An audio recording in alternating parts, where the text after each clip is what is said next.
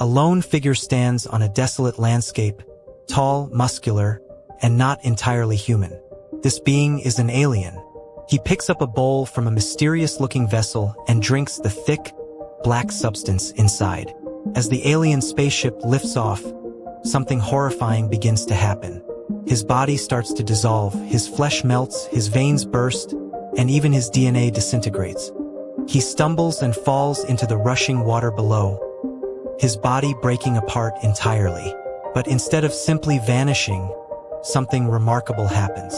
His DNA merges with the water, forming something new, something that will one day give birth to us. This is the beginning of human life. Fast forward 10,000 years. The year is 2089.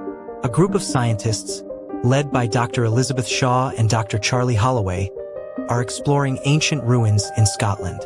In one of the caves, Dr. Shaw discovers a 35,000-year-old painting depicting early humans worshipping a giant creature. The creature, in turn, is pointing toward a cluster of stars in the sky. Their research reveals that similar depictions exist all over the world: Egypt, Mesopotamia, Sumeria, Babylon. Despite being separated by thousands of years, all these ancient civilizations somehow shared the same imagery. But there's something even stranger. The star system shown in these cave paintings is real. It exists light years away, orbiting a distant sun. There's even a planet there, one that could support life. It's as if these ancient beings were leaving a message. Come find us. And that's exactly what the scientists intend to do. For years later, a spaceship named Prometheus is traveling 3 million kilometers from Earth with a crew of 17 people, heading toward the mysterious planet. Inside the ship, only one crew member is awake: David, a highly advanced android. While the rest of the crew remains in cryosleep, David spends his time studying languages, playing games, and observing the world around him with eerie curiosity. Suddenly, the ship jolts. They've arrived. As the crew awakens, they are greeted by a holographic recording of Peter Weyland, the billionaire founder of the Weyland Corporation. He explains that he funded this mission in search of humanity's creators, beings he believes to be ancient engineers. And then, a shocking revelation.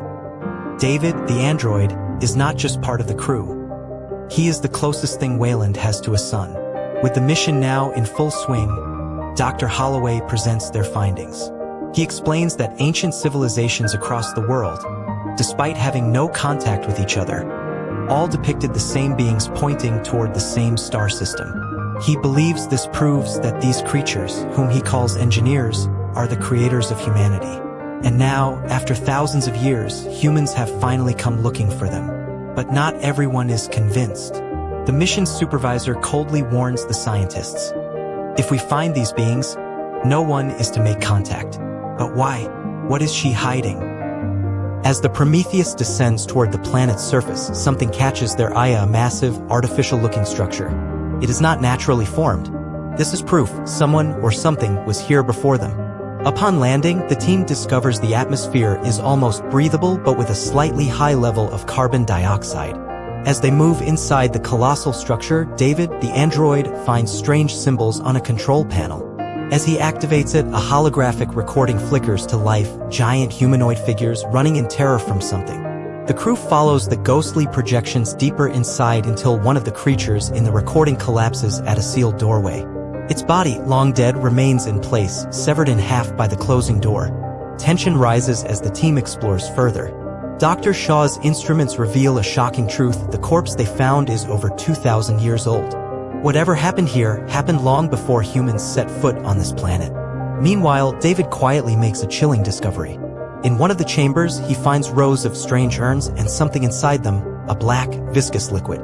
Without telling anyone, he secretly takes one of the urns. Back on the ship, the team begins analyzing the severed head of the alien engineer. To their shock, its DNA matches human DNA, proving that these beings were, in fact, our creators. But something isn't right. The head shows signs of infection, as if it was exposed to something unnatural. When they attempt to revive its cells for testing, the head violently explodes, sending everyone into a panic. Meanwhile, David experiments with the black liquid he took from the chamber. He secretly spikes Dr. Holloway's drink with a small drop. Unaware of what he just consumed, Holloway spends the night with Dr. Shaw.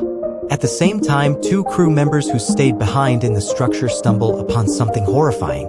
The urns in the chamber have leaked their contents, flooding the room with black liquid. Then, out of the darkness, two snake-like creatures emerge, but these aren't snakes. They are mutated versions of the tiny worms they saw earlier, transformed by the black liquid. One of the creatures lunges, breaking a man's arm in an instant. The other attempts to fight back but is burned by the creature's acidic blood. As he screams in agony, the mutated organism regrows instantly and wraps itself around his face. Within moments, both men are brutally killed. Back on the Prometheus, Dr. Holloway starts experiencing terrifying symptoms. His eyes turn black, something rides beneath his skin, and his body begins changing. By the time the crew realizes what's happening, it's already too late. Meanwhile, David continues his own investigation. He secretly enters a hidden chamber, one that no one else knows about. Inside, he finds something shocking. An engineer, one of humanity's creators, still alive in cryosleep. But what happens next will change everything. To find out what happens in part 2, make sure to subscribe to Sceneverse Explained. We break down mind-blowing sci-fi stories just like this. If you love deep, cinematic storytelling, don't forget to hit the like button and turn on notifications.